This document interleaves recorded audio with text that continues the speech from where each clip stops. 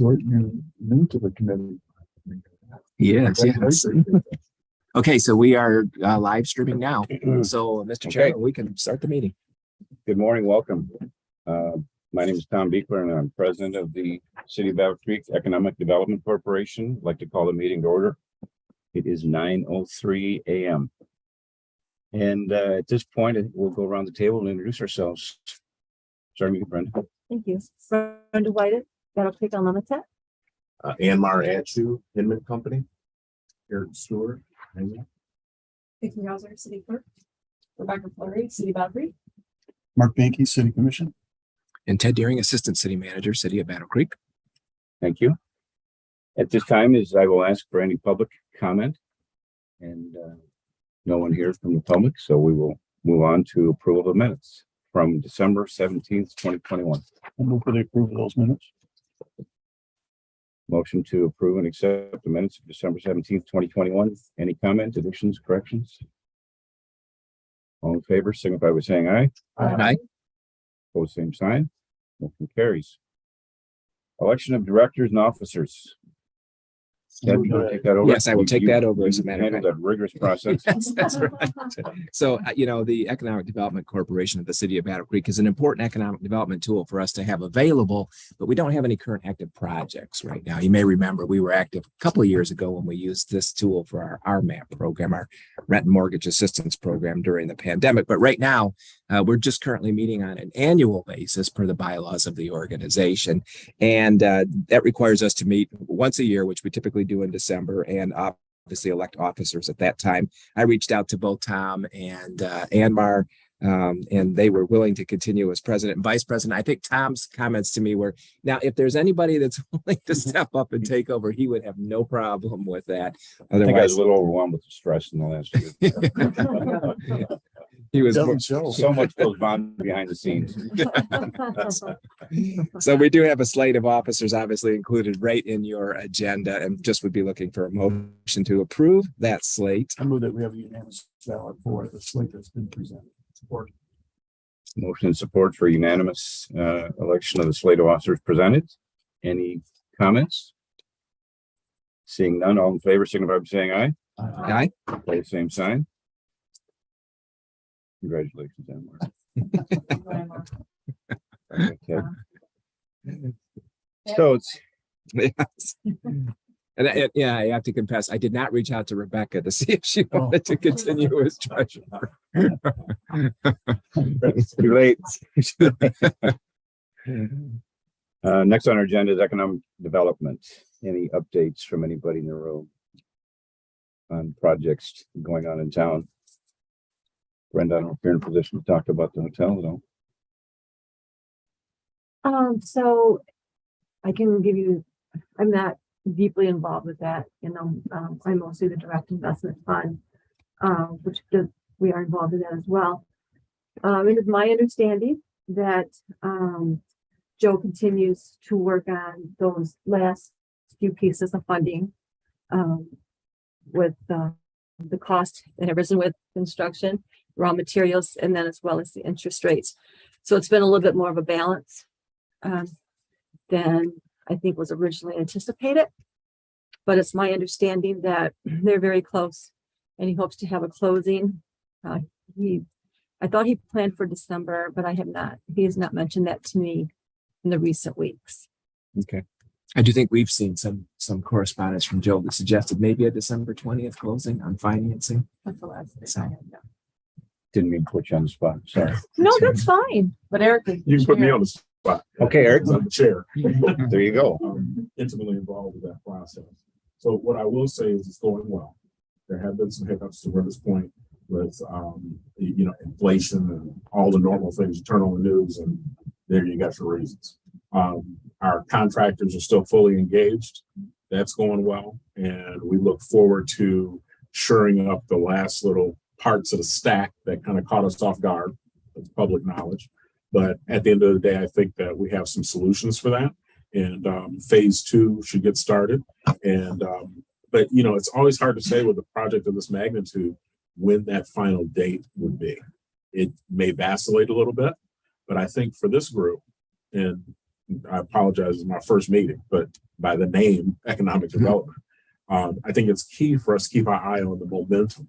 You're going to hear me talk about momentum quite a bit. We got New Holland opening, and that's going to create incredible momentum for the street right here. And then right on the cusp of that, I'm looking at this hotel coming in, and now you got this swing. So it's going to be really important for us to be on the same page. I look for my participation here to continue to let you all know what do we need to do to smooth that out. We've talked about that, Rebecca, before, right? Yeah. There's some things that we can do to help spur that development and change the trajectory of this town. In my opinion, that hotel is the first domino to fall, and a whole bunch of dominoes that could really make it pop. Kalamazoo is a real good example. There's a couple of dominoes that happened. In my opinion, I was a kid when the tornado hit, but look at the economic development that's happened between that tornado and whatever that was, the 80 something, early 80s to now. You have a vibrant university, you have a vibrant downtown, you have hotels, you got casinos coming in and things of that nature. And a lot of that happened in the last 10 years. So Battle Creek, while economic development wise for BCU, we're focused on the mega site and some other things, but the mega site's on the radar, but it's the infrastructure that makes the mega site valuable that we need to work on right now. And so that's the focus of BCU. Joe's doing a really good job along with Brenda and the rest of the team. It's really a team effort. And I for one, you let me tell the story all the time.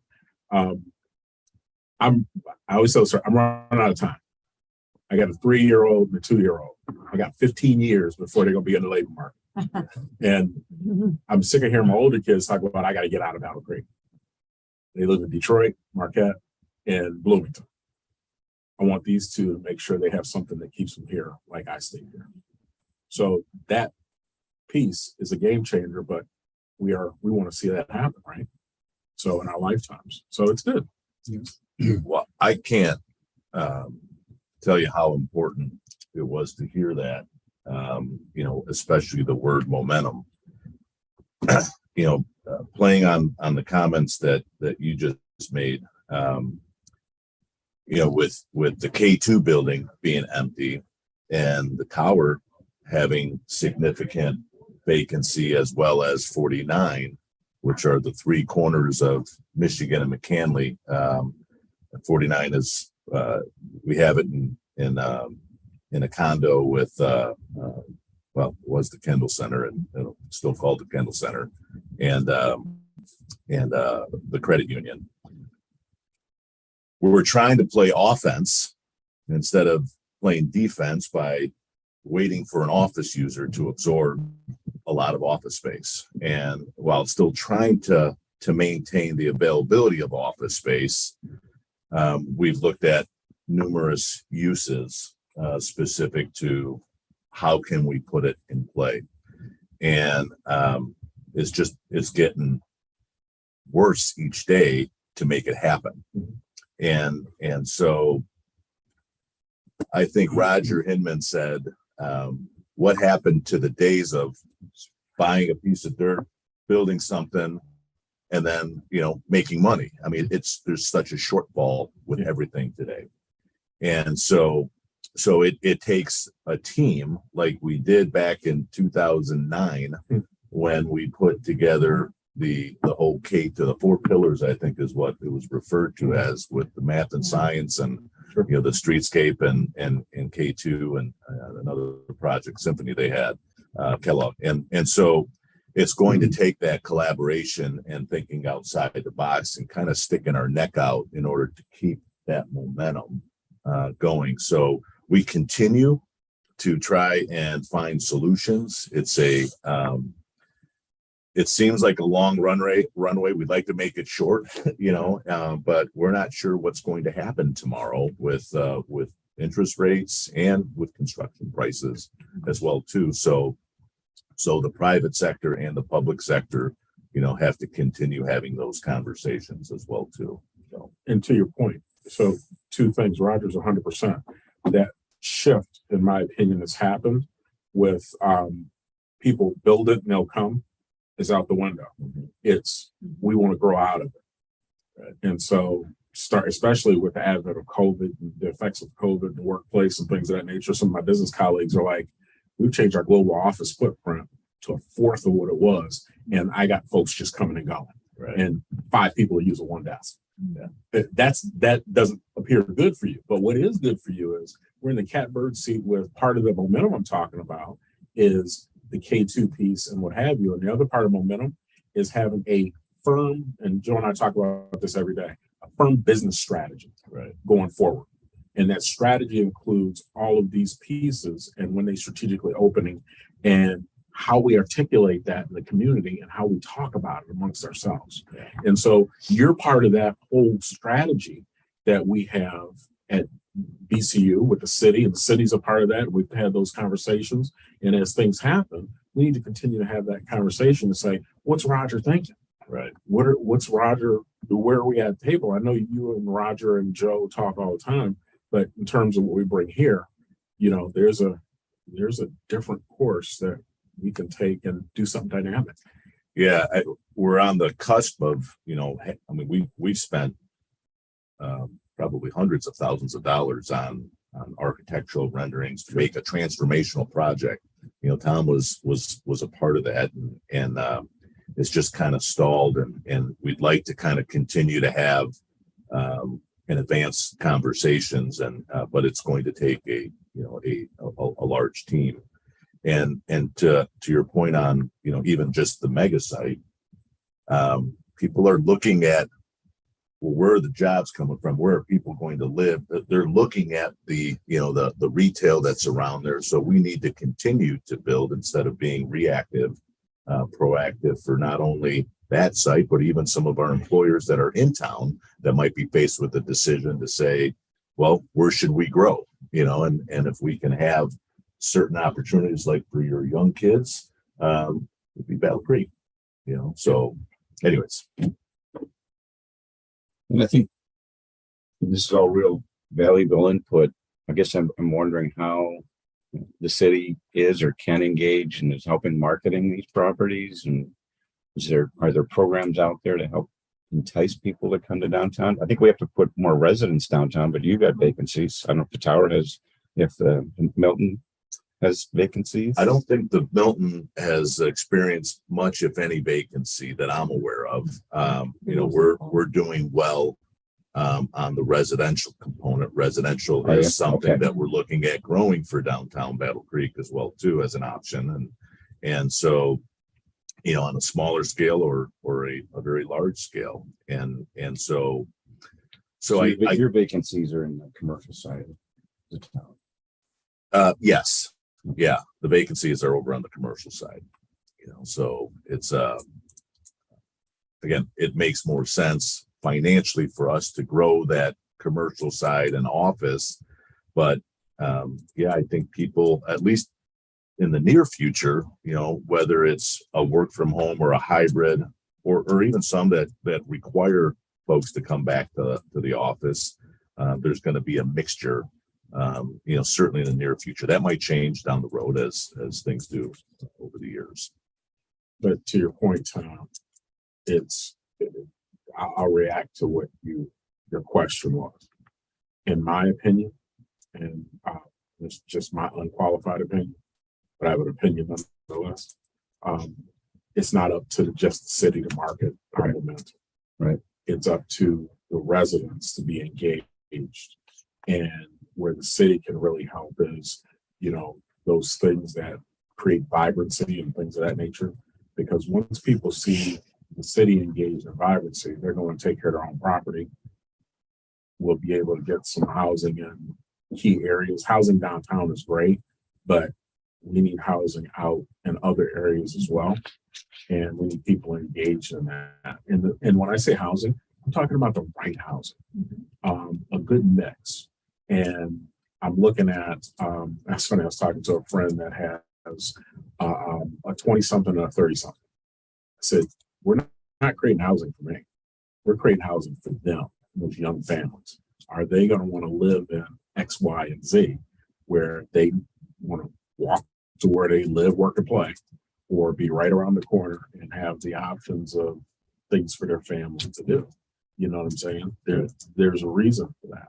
So creating that environment, and even this small group talking about that momentum outside of this room creates an infectious piece versus folks sitting at home reading social media. Important. You know, it's really important. And I've seen it. I've heard people talk about, I met one young lady downtown, and I keep telling the story. She works in Kalamazoo. I see her at she works at Brick and Brine, lives in Milton. And she's talking about, I want to find a job in Battle Creek because this place is about to pop.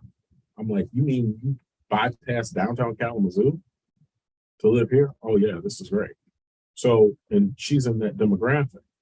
And if she feels that, we just got to continue to talk through that momentum and have the vibrancy in this town. We're almost there.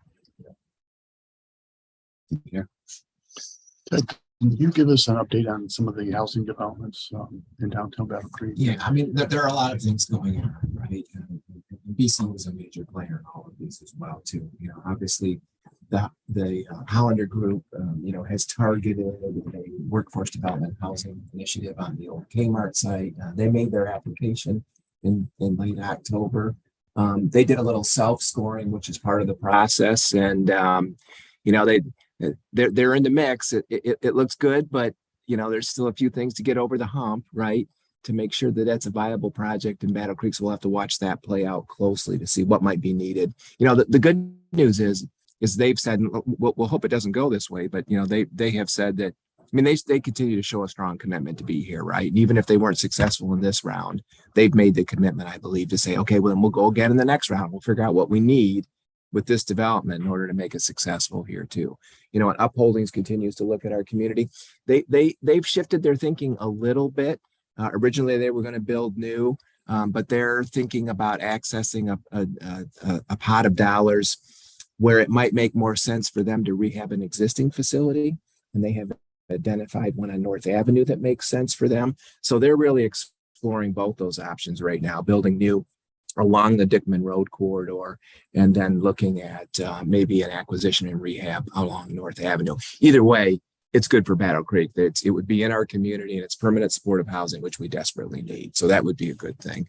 You know, obviously BCU continues to work with the developer out of Detroit on 17 West Michigan. We got a grant recently from the MEDC to do some pre-development work on the Van Buren lot, which is an infill site that we have downtown. We've got a developer who's interested in that. Certainly is willing to spend that pre-development money to check, you know, to assess some of the feasibility of doing a project there. And so there are some things going on, right? And and then we have a site, right, that we used some ARPA dollars to purchase that we want to make available for affordable housing in the community. And Rebecca and I know have been working on putting together kind of a community conversation around envisioning for that site as well. So, you know, a lot of focus on affordable housing. The good news is, you know, companies like Redwood are still out building on the south side of town along Glen Cross Road. Those have been popular townhome developments in our community, and their occupancy levels show there's a demand in this market, right? I mean, it can happen here in Battle Creek. So I think there are some good things going on. I do think our focus does need to be on residential in the downtown because we don't know what the office environment will look like going forward. The other thing that we've been working hard on downtown too is the programming side of things, the events and programming side of things. And I mean, you know, we're limited a little bit in our scale based on the resources that are available, but I think that our team, we've got kind of a collaborative of downtown programmers between Penetrator Events, the city's small business development team, Bread and Basket, and other folks who are putting the things like you see this weekend going on, the Winter Wonderland event with sleigh rides and a Christmas tree display in Festival Market Square and a night bazaar at Kellogg Arena. And there's an arts and crafts show on Saturday. I mean, we're doing what we can to try to fill the gap in the short term while we develop residential housing to retain some vibrancy in the downtown. So we're conscious of what the challenges are out there in the market. I think the other project that's a little bit more long-term, but capitalizes on the momentum that Eric was talking about, this idea of river restoration on the south side. And We continue to work with the Army Corps of Engineers. They've gotten through the existing conditions part of their modeling, and now they're moving on to, okay, conceptually, what could this look like? And I think with the allocation that BCU got from the state of Michigan, we're in a position to do the property acquisition that's necessary to make it happen. So, yeah, again, this will play out over a long period of time, but you can imagine what kind of catalyst that would be for development in the downtown. And I think that project probably looks more real today, certainly, than it has ever looked in terms of a possibility in the past. So, there are some good things. There are reasons to be optimistic, but there are challenges to be overcome as well. And then Mayor, in the background to all of that, there are some neighborhood initiatives for housing in different pockets. Right. And what we're trying to do with our overall economic development strategy of DC is homogenize all of those theories, help whoever needs help in terms of making them real. And then I personally don't want to see more rentals. I want our tax base to grow, but I know that sometimes that's where we need to start. So we're working on the backdrop is programming to how do you get somebody to go from rental to home ownership and be part of that long-term plan where there's value and growth in the place in which you live. So it's not a shotgun approach, and it's a little bit surgical, but it's somewhere in between there in terms of you have all these competing pieces that those of us in this room are privileged to not have to deal with, that are challenges for a lot of our residents. Mhm. And creating this, I hesitate to call it programming, but creating these tools in which our residents can use to be self-sustaining and successful are going to be key. Yeah, we're very conscious of that too, Eric. You're right that, our community development department, for example, is playing a role as a facilitator because we've had conversations for a long time with local community organizations that want to be empowered to get into the housing market, right? And Pastor French at Washington Heights is a classic example of that. We've got a church in town that really has made some progress too. And everybody remembers, a couple of years back, we did that federal convening because we wanted to build our capacity as a community to be able to access federal grant dollars, right?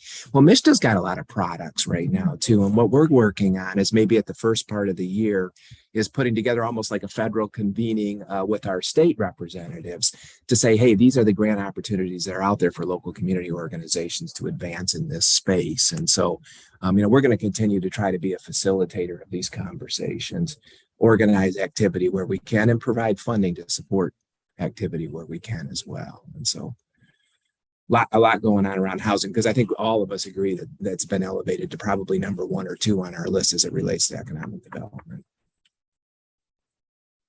Okay. Any other comments? I was going to ask about the river restoration and crystal ball, 10 years, 20 years. It's a long process, like you mentioned. Yeah. But I think there's some good momentum too in that area. And I think that's another one of those dominoes, keys to rejuvenating downtown. Number 3 on my list. Yeah. And like I said, it's a business strategy. And so once you get the first piece, where to Ted's point, you got a vibrant hotel, you have more elevated restaurants, you have a support of small business that can come in and fill in some of those gaps. So you got all these things popping at the same time. Clean up some properties. And then you imagine those properties along the river going in. Yep. And you got this next 15 years of constant growth that could be happening. And then you're going to have more people that want to work downtown. I'm not telling Roger to wait 15 years. Exactly. I'm saying that it all has its momentum and timing that's part of the business. It's interesting when I talk to some people in the community about the river restoration that there's a misperception that it's going to return to a floodplain, and it's like, no, Corps of Engineers are not going to approve something or design something where Well, you can't handle the water capacity. Correct. That's true. And to our credit, I think as a community, when we started having these conversations with them, I mean, we're configured to handle 2 500-year floods back to black with that current channel. And there was some conversation from them about, okay, well, should we reduce that criteria? And we were very firm in saying no, however it's designed. And of course, they were thinking, could we do the property acquisition that would be necessary to maintain that flood control? And before we could not, right? But now we have opportunities that we've never had in the past. So no, the idea would be to maintain the current level of flood control and I think that's naturalize. important, I was in that camp right? and not too long ago. You know, when I saw the first, I'm like, oh, you're asking, you know, but Yeah. I think what I still need is that simple explanation of why that's not going to happen. Because just saying that, yeah, we can beautify it, this, that, and the other, and trust me, it's not going to flood. Or it floods only every so often or something like that. But there is some science behind the new technologies and things of that nature and the way that, you know, geography works, that we can have a simple explanation for the average resident to realize that this is a really good thing. Well, if we weren't going to widen the river, we absolutely would not, we would flood, Right. no doubt about it. And those were conversations very early on. And then when actually Army Corps of Engineers said, yeah, you really can widen that, you know, naturalize it Yeah. so that it itself can withhold 2 500-year flood events. Yeah. But before that, mm-mm. Right. I knew that was a deal breaker. for me. That's absolutely, Yeah. it was a deal breaker. Yeah. So, you know, we didn't change our expectation or criteria and said to the Army, and if it cannot happen, you need to tell us that. Sure. Right. So is a real good example of what we're talking about further down the river. And think of the road that goes along the river Jackson. that goes all the way down to Urbandale. Yeah, Jackson. Jackson, Jackson. Stringham. Yeah. That never floods. Yeah, It's wide. it is very wide. And you get where I'm coming from. So that's Right. really I the know, concept I of what know. we're talking about. Right. Yes, you know. exactly. So there's look, we answered my simple explanation. Look Well- down there. Well, and- think of the Battle Creek River through the Mhm. downtown, right? Battle Creek River does not flood. No. But we've taken advantage of it. I mean, look at the landscaping behind the Kellogg Foundation, for example, or along Mhm. Clara's on the river. I mean, you know, that's the potential we're looking for on the Kalamazoo River. Along those same lines, a number of years ago, a group toured some of the vacant properties in downtown. Some have been cleaned up a little bit since then. Are there any projects slated for some of those vacant spaces? Some of them were parking lots and to the south of Battle Creek Central. Any of those? Well, are you talking about the Van Buren lot? That's the project Yeah. that Oh, Ted's okay. talking about. Yeah. Okay, That's that mixed use development. Okay. And we have a developer interested in that in Mishta.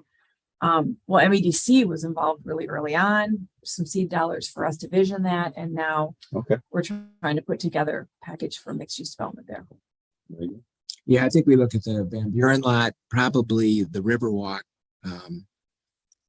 structure, and probably the corner of McCamley and Hamlin is probably our 3 big infill development opportunities in the downtown. So we're focused on Van Buren. All right. Any other comments, questions? Seeing none, we'll entertain a motion for adjournment. Before we adjourn, Yes, sir. I know it's my first meeting, but this has been some really good conversation and really good strategy. And I think that, you know, this small group, we get a lot done. Is a once a year piece enough for this heavy conversation that we just had? You know, if we're talking, you know, I've been in a room with Amber in before COVID. And, you know, I haven't seen Tom, and I see Brenda all the time. But at the end of the day, this is a really good little core group to have these conversations like we just had for, you know, BCU to come in and say, I'm talking about it in a little different way here. You hear where I'm coming from? I'm talking through a different lens versus some other rooms that I'm sitting in. So and you know, it's a changing thing because like I said, it's my first meeting, but I would see the value in having these conversations more often versus a whole bunch can change in 12 months when we come to elect officers. Well, I don't need another meeting to go to either. Sure. I got stuff to do. I mean, you know, again, you know, the EDC works a little bit like a TIFA, right? It in theory would have a development plan and projects and that kind of thing, which the EDC does not have. We have not been using the tool that way, but it doesn't mean it couldn't also be a conduit for conversation, right? For discussions around downtown strategy, for example, or broader community strategy, et cetera, et cetera. So, I mean, if there was a will and a desire for this group to meet more often. It certainly could. It wouldn't necessarily mean we had a project that we were working on, but it could facilitate conversation. I mean, it doesn't even have to fall under the umbrella of an EDC. I mean, it could be True. just this group connects, because I think there's probably some influence that could be had just by collaborating and kind of getting on the same page versus individualized meetings. Updates. And then we come here and integrate stuff. If it's conversations that generate some partnerships or some collaboration, like you mentioned, and get some momentum going. People may not know what's going on in each other's silos. And once you connect those silos, maybe some synergy starts. So, And don't mind me, I'm gonna make suggestions, and if someone's scared, I'm gonna get off my spear. So I can't walk around with this all week. no, it's good. I got a Good game feedback. on Saturday. You'll let Ted run with that feedback. Yeah. Yeah, we'll figure out what to do I next. move that Yeah. we adjourn now. We have a motion to adjourn. Support. Support. All in favor, signify by saying aye.